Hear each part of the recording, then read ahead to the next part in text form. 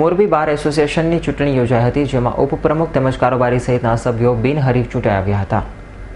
મોરબી બાર એસોસિએશનની આજે ચૂંટણી યોજવામાં આવી હતી, જેમાં ઉપપ્રમુખ તેમજ કારોબારી સહિતના સભ્ય બિનહરીફ ચૂંટાઈ આવ્યા હતા અને આ ચૂંટણીમાં પ્રમુખ અને સેક્રેટરી માટે મતદાન યોજવામાં આવ્યું હતું, જેમાં મોરબી બાર એસોસિએશનના 268 સભ્યો પૈકી 241 વકીલોએ મતદાન કર્યું હતું. આ ચૂંટણીમાં પ્રમુખ પદે દિલીપભાઈ અગેચણિયાનો 147 મતે ભવ્ય વિજય થયો હતો, જ્યારે સેક્રેટરી પદે ભાવેશ ફુલતરિયા ચૂંટાઈ આવ્યા હતા, જ્યારે ઉપપ્રમુખ તેમજ જોઈન્ટ સેક્રેટરી તથા કારોબારી સભ્યો બિનહરીફ ચૂંટાઈ આવ્યા હતા. મોરબી વકીલ મંડળની પ્રથમ વકીલ મંડળની ચૂંટણી હતી, જેમાં પ્રમુખ પદ માટે દિલીપભાઈ અગેચણિયા અને MP ઓઝા ઉભેલા અને સેક્રેટરી પદ માટે ફુલતરિયાભાઈ તથા